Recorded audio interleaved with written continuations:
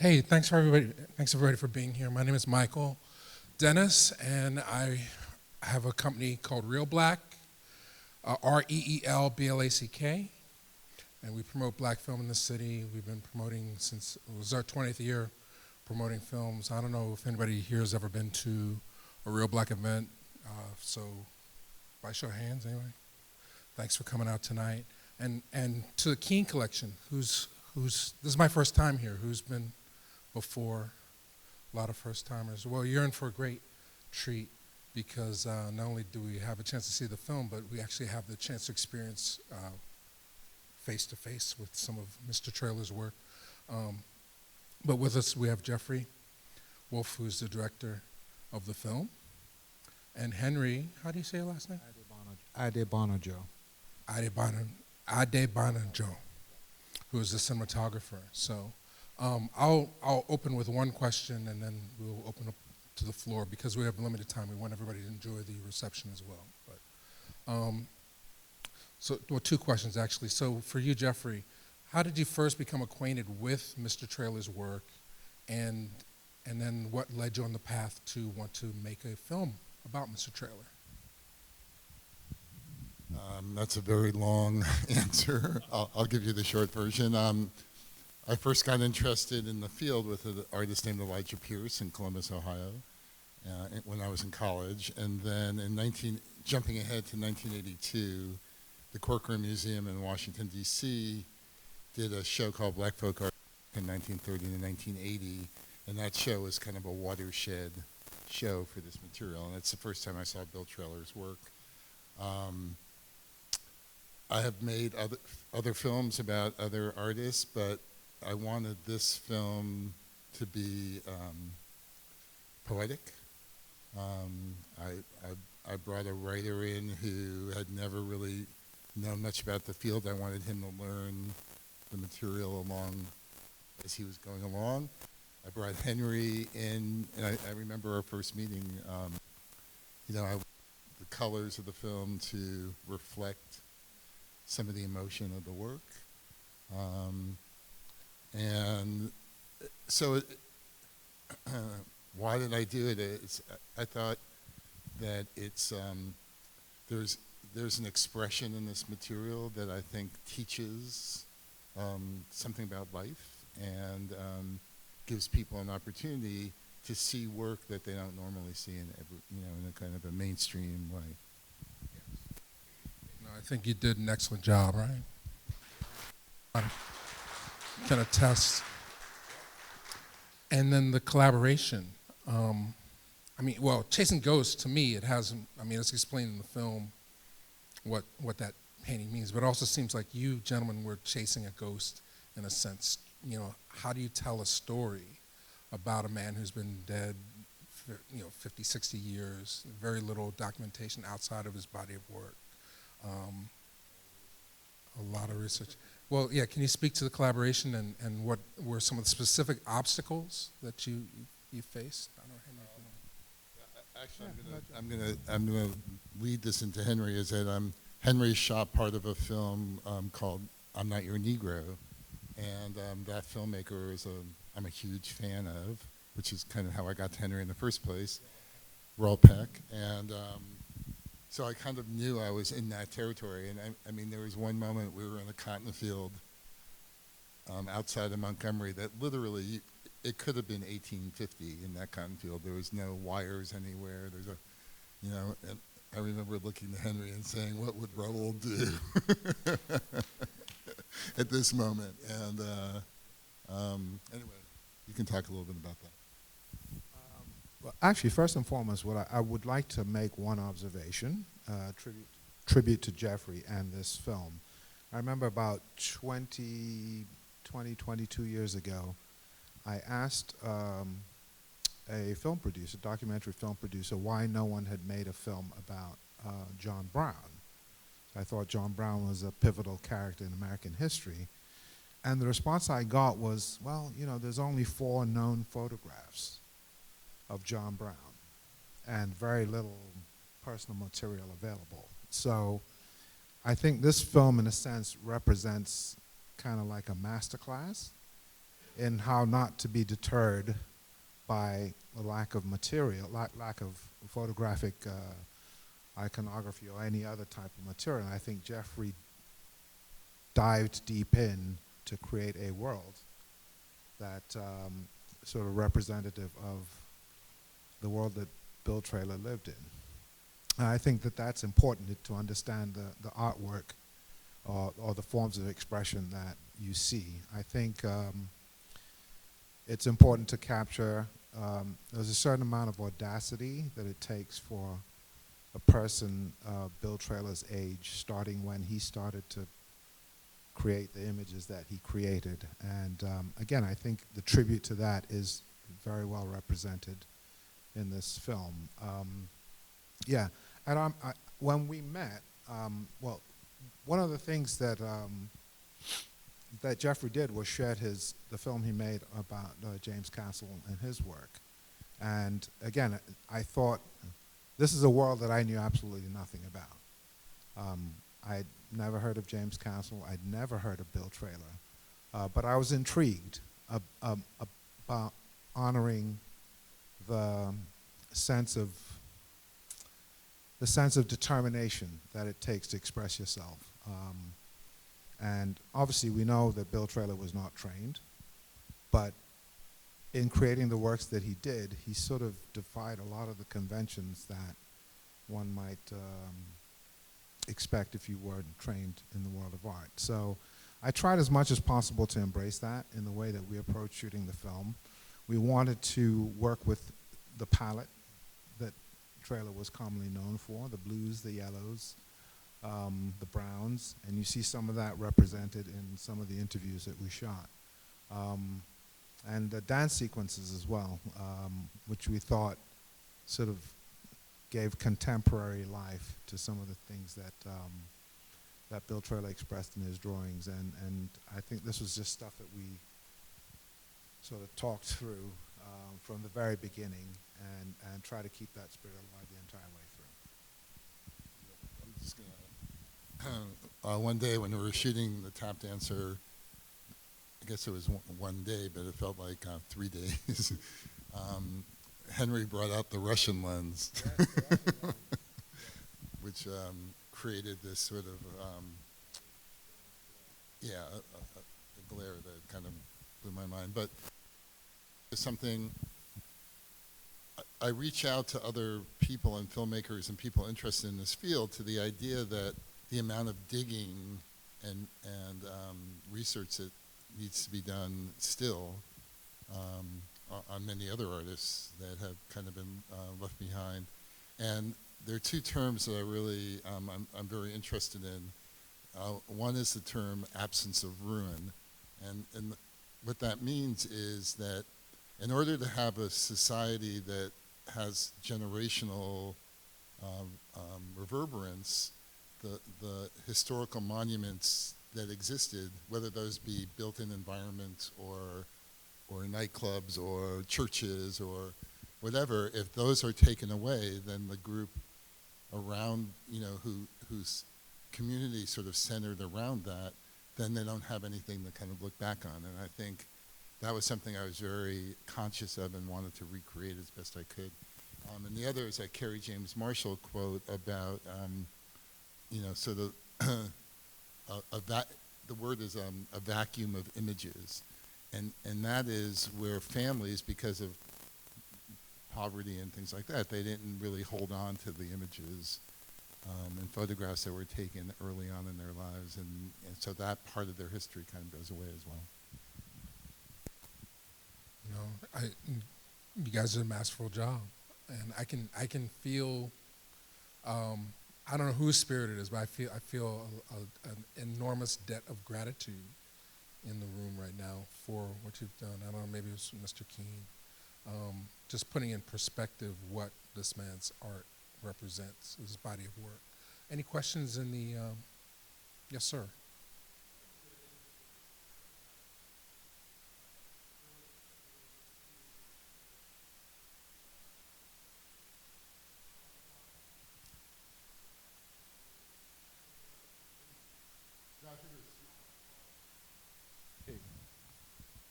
Go I think it was 3 years after he was born. But I mean that both of their names was Bill, were Bill. So I know in that little section that gets a little complicated at times, but specifically, he helped out a lot. The father helped out a lot on the farm, and so he created. There was a bit of a fellow feeling going on there between the John Traylor and Bill, the father. So I think when Bill Traylor came along, our Bill Traylor came along, the things were already sort of in place in some way. I tried to allude to Howard Robinson talks about like our vision of plantation life is kind of the industrial plantation, Gone with the Wind, and but there were a lot of little plantations with 6, 7, people on the plantation. Granted, they were enslaved, and that's a horrible thing, as he says, but it's also somewhat of a family, and some of those families got along better than others, I'm sure. But does that answer your question? I wasn't sure. You were just looking to clarify that? Right.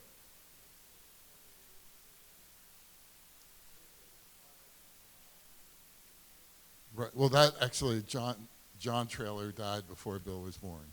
Yes. John, the owner of the plantation. Right. I just wanted to address one other thing I'm remembering as you're talking. Andrea, I mean, we were chasing ghosts as well.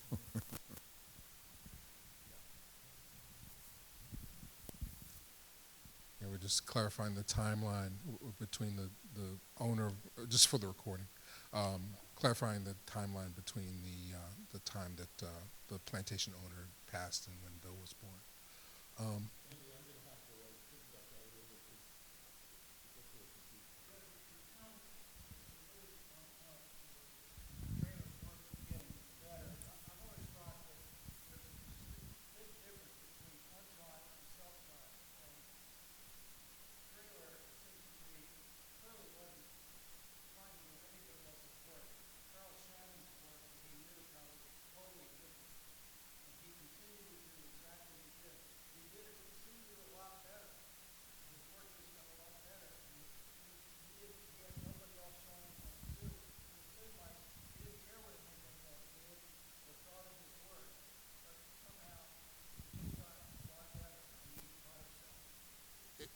It's amazing what he learned, what it appears that he learned in 3 years. But when you look at some of the work that's up in the gallery, which was 1940 or 41, there's some pretty intense work in there too.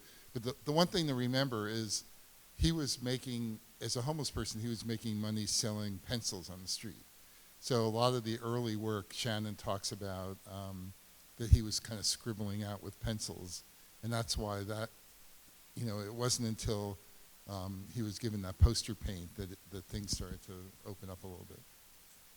Does that answer your question? Sort of?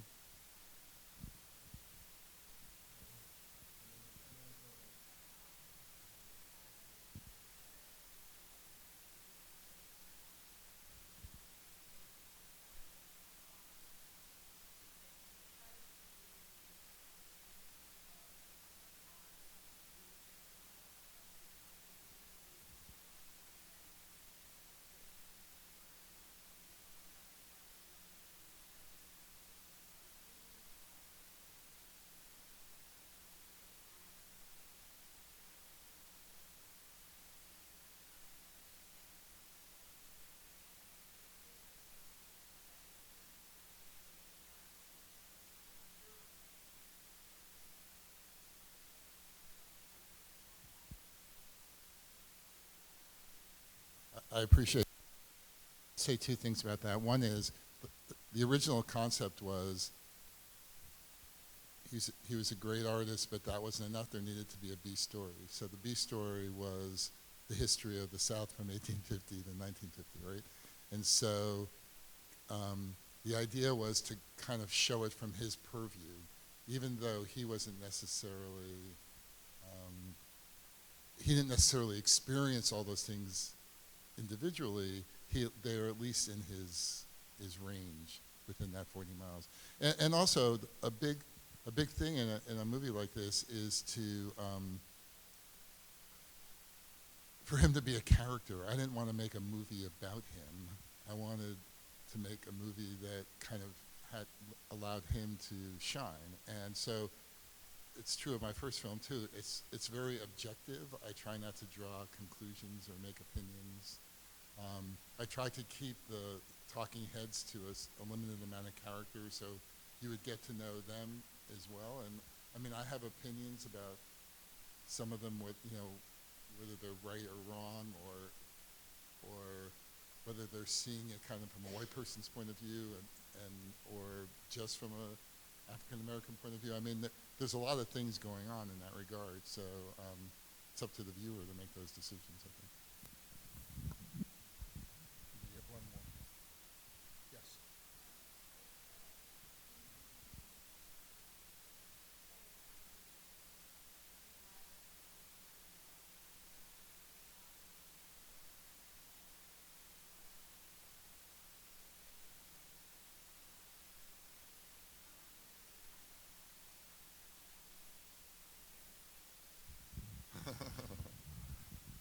Well, there's probably somewhere between 1,000 and 1,500. I've probably laid eyes on close to 1,000 pieces.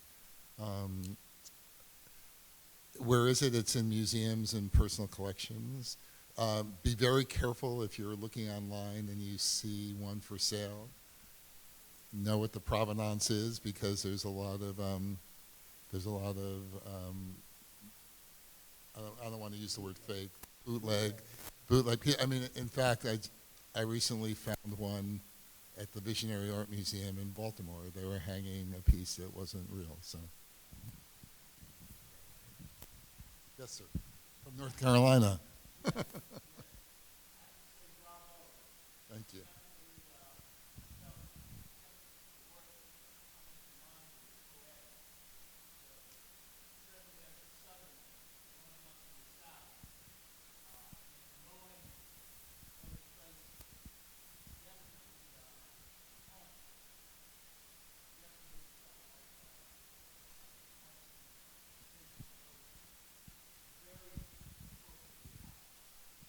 Well, I'm going to let you talk more, but magical, from literature, I learned a lot about magical realism and what,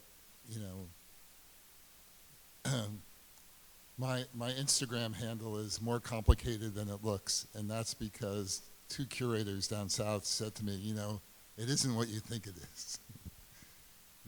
Keep looking, keep listening, and it is more complicated than it looks. Keep going. I'm sorry, I interrupted.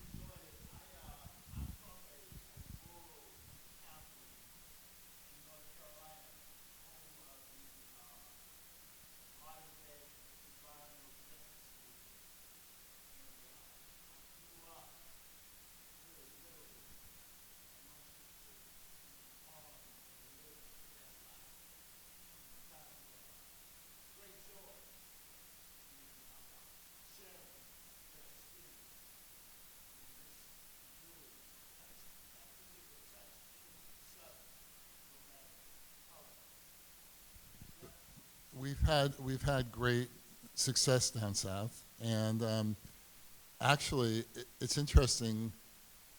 In Montgomery, there was a group of people who tried to get a historical marker placed on the corner of Monroe and North Lawrence, and somehow, after seeing the film, the city of Montgomery agreed to put one up, and it's only the second historical marker in all of Montgomery that mentions the word slavery, which is interesting.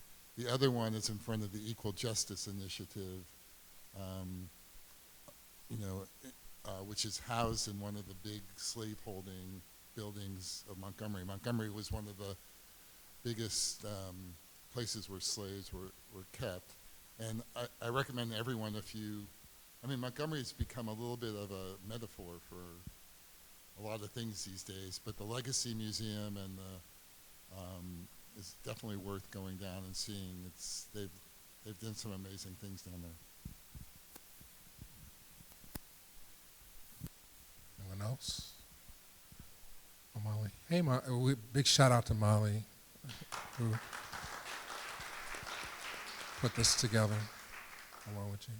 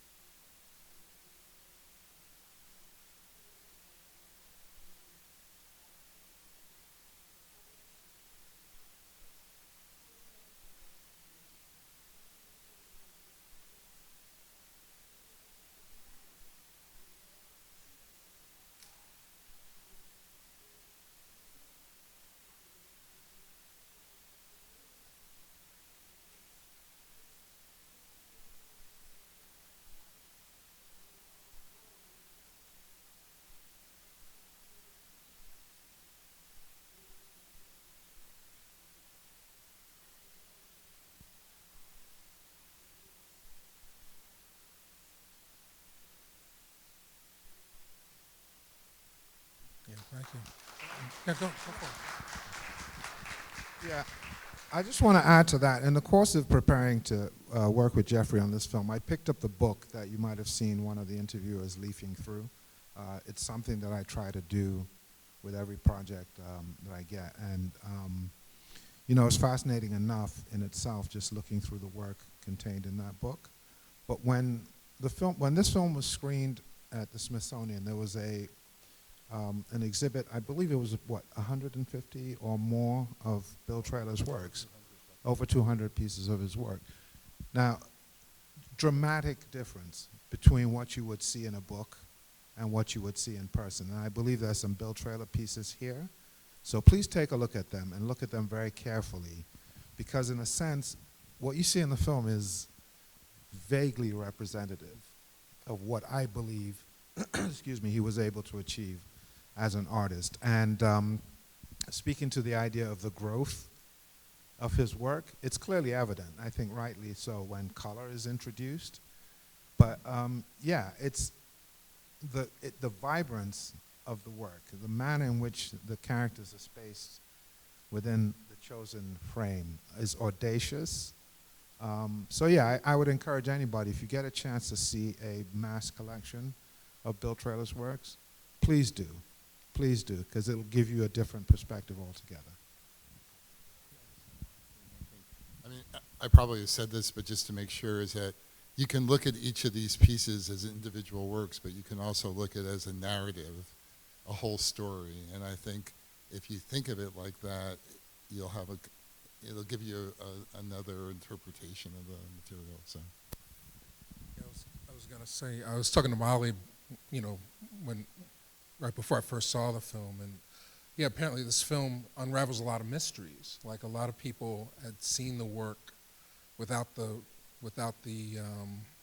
juxtaposition of what Montgomery represents. Can you speak to for instance, the fact that you see the motif of the fountain show up over and over again in his work?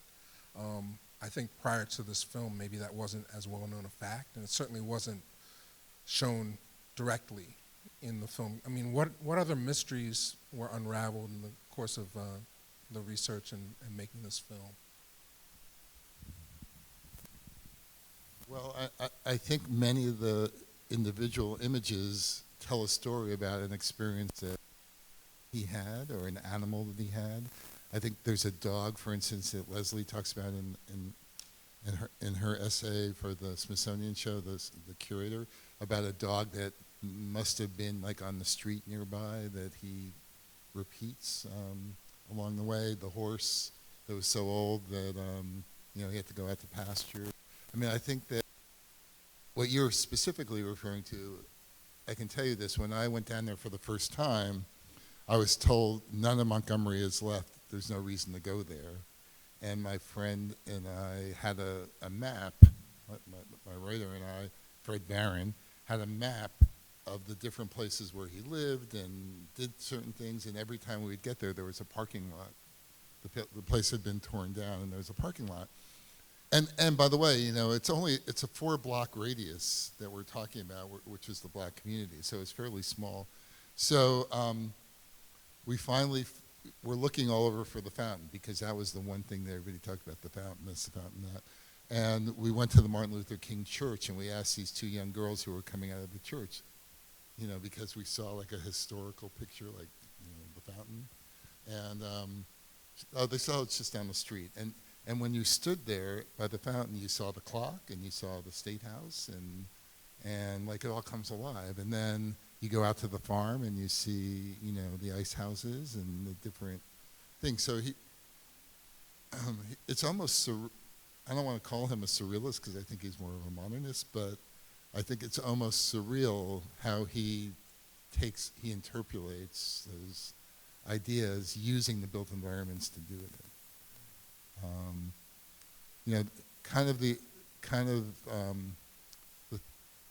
What we try to do in the movie is show that he kind of turns those things on their head. Like he probably passed those places every day for his, for the entire time that he was in Montgomery. So, yeah. One more, 2 more, and then we'll.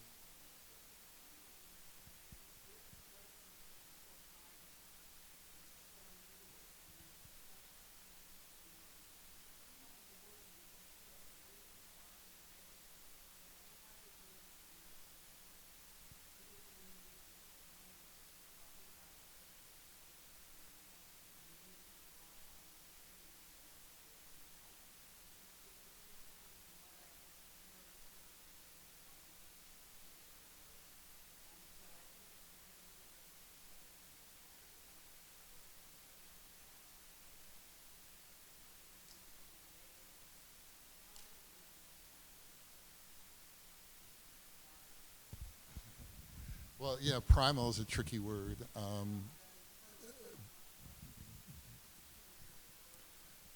Right. Well, I mean, it's present. There's no doubt it's present. Somebody once asked Picasso how long did it take to do that painting. He said 75 years and 10 minutes. So, so there's a lot boiling in there. But yeah, there was in the 20s and 30s there was there was a term for that. It wasn't called naive. It was called John Ullman. What was what? Well, there was another. Anyway, but it was like the primitive eye or something, something to that effect, where it kind of lumped everyone who was in that category together. So that's my only reservation of using. Yes.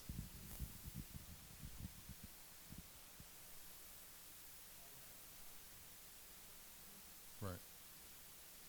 It's a little ghettoizing, and I don't mean that.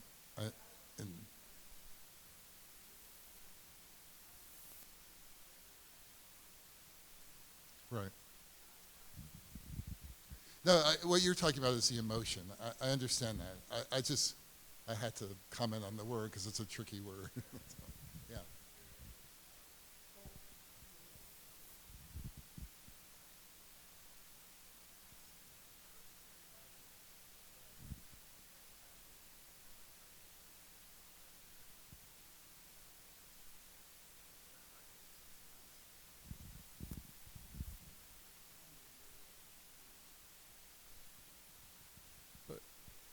But well, to put a button in it. Oh, we have one more. But let me just throw one out. Just the odds that this man would make this art, that it would survive, that would be here 40 years after you first experienced it, talking about a film about it. I mean, I know you speak about his biography and that the word that comes to for is survival. I mean, can you speak to just what are the odds that we'd be sitting here talking about this man's work, over a half century after his passing? You want to take a go at that? No, I'll leave It seems like the next question will be about f-stops. it seems like the more he got knocked down, the more he got up. You know, I mean, and there's even one of the last lines in the film is that it was a shaky, you know, it was a shaky trip, and he somehow, I mean, he lived into his 90s, which is kind of an amazing thing in its own way, right? And you know, the only other thing that I wanted to bring up a little bit and hear what people thought about it is that there's a moment where the narrator kind of talks about the upper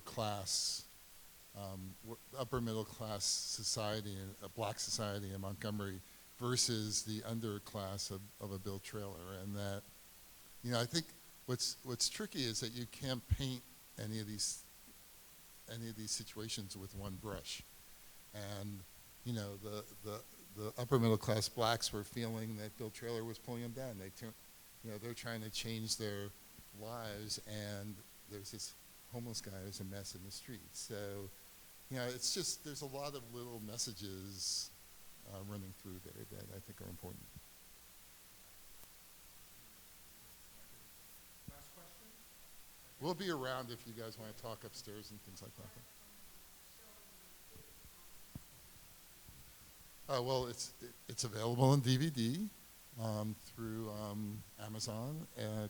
It's not on a streamer yet. It's going to be on PBS in the spring, but you can buy it like on Kino or Genie. But what are some of the other sites? If you put it in your search on Roku or Apple, it'll come up. All right. See everybody upstairs. I hear there's a big spread.